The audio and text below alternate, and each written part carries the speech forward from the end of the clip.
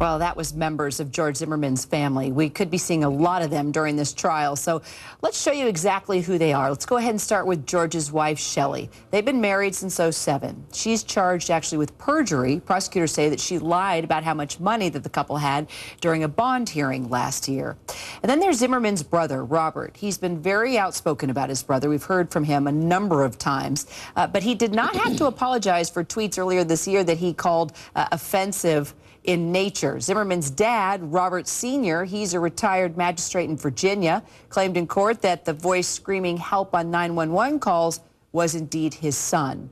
Then there's Zimmerman's mom, Gladys. She's Peruvian, and she wrote a long letter defending her son 1 year after his arrest. All right, we want to add our Mary Griffittts into the conversation now. She's a jury consultant. She's joining us out of Dallas. Mary, why don't we go ahead and start with you? Could George's family be called to testify? You know, that very well may be the case. It may be something that the defense would want to do to add that element of getting the jurors to learn a little bit more about who George Zimmerman is.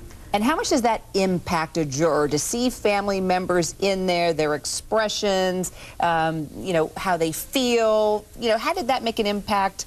Well, let's just talk about how it does mentally make an impact on them.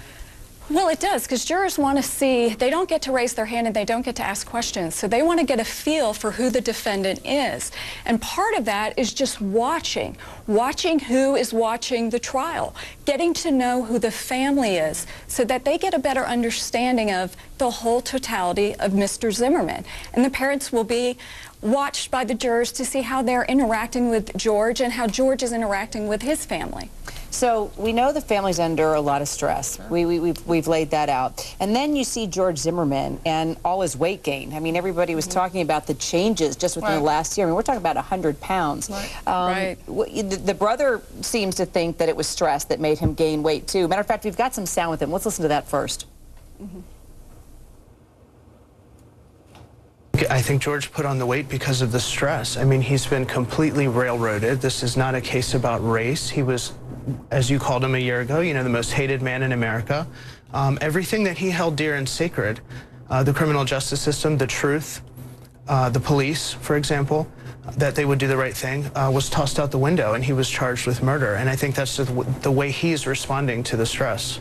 What do you think, Natalie? Well, he wasn't in jail. He was out on bond, so you don't have the, well, maybe he was, you know, in a cell and not able to get as much exercise. I think there's probably an argument that making him look more sympathetic, making him look more less physically threatening. You know, Trayvon was taller than him. He was, you know, a tall kid even for his age, and so you wonder a lot of times of the psychology of him looking like, you know, a non-threatening person. Maybe that may be part of it. Mary, you agree? Well, I think that the impact, I think that jurors are going to see, I mean, imagine, they're going to trial pretty short. There's only been a year or so of time frame. And look at the huge physical difference that's happened to Mr. Zimmerman. That surely in the jurors' analysis of this, that's going to be an impact that he has indeed have felt some sort of stress, or this has impacted his life to such a degree. 100 pounds, that is a huge amount of weight gain in a short amount of time. Jean, real quickly, have people been talking about it in the courtroom? I think people believe that it may work against the defense because being as large as he is now, that is someone that is maybe stronger and bigger than 17-year-old Trayvon Martin instead of helping him. You know, I can tell you one more thing about a family member of George Zimmerman. Mark O'Mara told me when I did one of the interviews with him, George's grandmother has Alzheimer's and she lives with the family. And when this all was happening and all the threats were coming to the family, they had to take her from motel to motel for safety reasons, and she was very confused and did not understand what was happening and why she had to change her living conditions so frequently. We're going to be talking a lot about the impact on the families as we follow this. You can get all the latest developments, learn more about both sides in this controversial case. Check out the evidence over at HLNTV.com and the interviews. Dozens of pieces of evidence, by the way, that you can check out before making up your mind in this case.